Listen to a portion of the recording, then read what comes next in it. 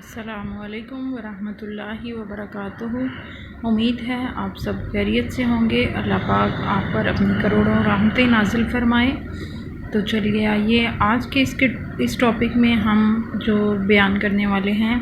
Detail میں، وہ ہے اذان و اقامت۔ تو اس میں سب سے پہلے ہم اذان کے فضائل کو دیکھ لیتے ہیں کہ اذان کے فضائل کیا ہیں اور ان کے بارے میں کیا کیا روایات ہیں۔ سیدنا ابو سعید خدری رضی اللہ تعالیٰ عنہ سے روایت ہے کہ رسول کریم صلی اللہ علیہ وآلہ وسلم نے فرمایا، جب تم بھیڑ بکریوں میں ہو یا دیہات میں تو نماز کے لیے اذان دو اور اپنی آواز بلند کرو، کیونکہ مؤذن کی آواز کو جو چیز سنتی ہے وہ قیامت کے دن مؤذن کے لیے گواہی دے گی۔ یعنی جو اذان ہے اس کی فضیلت کا اندازہ تو ہم لوگوں کو اسی حدیث سے ہو گیا ہے، جیسے ہمارے پیارے نبی صلی اللہ علیہ وآلہ وسلم کی حدیث نبوی کا مفہوم ہمارے سامنے ہے کہ یہاں تک بتایا گیا ہے کہ جب تم بھیڑ بکریوں میں ہو یا دیہات میں ہو یا کہیں بھی کسی بھی جگہ ہو تو نماز کا وقت ہو جائے تو اذان دو، کیونکہ جس چیز تک اذان کی آواز جائے گی وہ مؤذن کی گواہی دے گی۔ اور اس کے علاوہ نبی کریم صلی اللہ علیہ وآلہ وسلم نے فرمایا،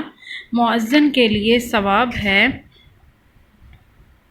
اس شخص کے برابر جس نے اذان سن کر نماز پڑھی۔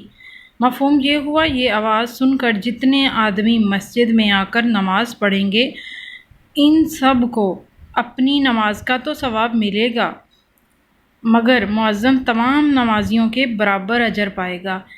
دیکھیے اذان دینے کی کتنی فضیلت ہے۔ اذان دینے والے کے بارے میں کہا گیا ہے کہ اس مؤذن کو اتنا اجر ملے گا جتنا لوگ نماز کے لیے اکٹھے ہوئے نماز ادا کی، سب کو اپنی اپنی نماز کا اجر ملے گا، لیکن مؤذن کو ان سب کی نمازوں کے برابر اجر ملے گا۔ سیدنا معاویہ رضی اللہ تعالی عنہ سے روایت ہے کہ میں نے رسول اللہ صلی اللہ علیہ وآلہ وسلم سے سنا، قیامت کے روز اذان دینے والوں کی گردنیں لمبی ہوں گی، یعنی اللہ کا نام بلند کرنے کی وجہ سے۔ سیدنا ابو ہریرہ سے روایت ہے، دیکھیے سب سے پہلے جو ہم نے دیکھا کہ سیدنا معاویہ سے جو روایت ہے کہ قیامت کے روز اذان دینے والوں کی گردنیں لمبی ہوں گی، یعنی ان کا مرتبہ جو ہے وہ اللہ تعالیٰ کا نام بلند کرنے کی وجہ سے بڑھ جائے گا، اور ان کی پہچان ہوگی کہ یہ اللہ کا جو پکار ہے نماز کے لیے اللہ کی طرف لوگوں کو پکارتے تھے، اور ان کی یہ نشانی ہوگی کہ ان کی گردنیں لمبی ہوں گی۔ سیدنا ابو ہریرہ سے روایت ہے، رسول اللہ صلی اللہ علیہ وآلہ وسلم نے فرمایا کہ اگر لوگوں کو اس اجر و ثواب کا علم ہو جائے، اس اجر و ثواب کا علم ہو جائے جو اذان دینے اور پہلی صف میں نماز پڑھنے میں ہے، تو اس کو حاصل کرنے کے لیے قرہ بھی ڈالنا پڑے تو وہ قرہ اندازی کریں گے۔ یعنی دیکھیے کہ مفہوم ہے یہ بھی کہ اگر نمازیوں کو پتہ چل جائے کہ اذان دینے میں اور پہلی صف میں نماز پڑھنے کا اجر کیا ہے، تو وہ یعنی اس ٹائم پہ ایک ٹائم پہ ہی سب پہنچیں گے کہ ہم پہلی صف میں کھڑے ہوں اور ہم اس اجر کو حاصل کریں، تو اس کے لیے ہو سکتا ہے کہ ان کو قرہ بھی ڈالنا پڑے، یعنی اپنی باری باری سے پھر وہ پہلی صف میں کھڑے ہوا کریں۔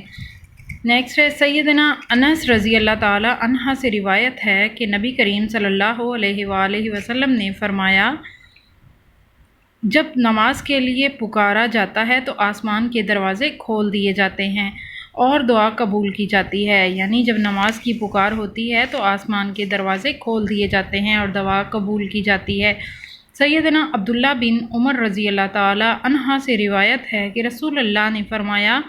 جس نے 12 سال اذان کہی اس کے لیے جنت واجب ہو گئی، یعنی اس کے لیے تو جنت واجب ہے۔ ہر اذان پر اس کے لیے 60 نیکیاں لکھ دی جاتی ہیں، اور اور ہر اقامت پر 30 نیکیاں لکھی جاتی ہیں۔ سیدنا ابو ہریرہ سے روایت ہے کہ ایک رسول صلی اللہ علیہ وآلہ وسلم نے فرمایا، جب نماز کے لیے اذان دی جاتی ہے تو شیطان پیٹھ پھیر کر بھاگ جاتا ہے، جب اذان ختم ہو جاتی ہے تو پھر آ جاتا ہے اور نمازی کے دل میں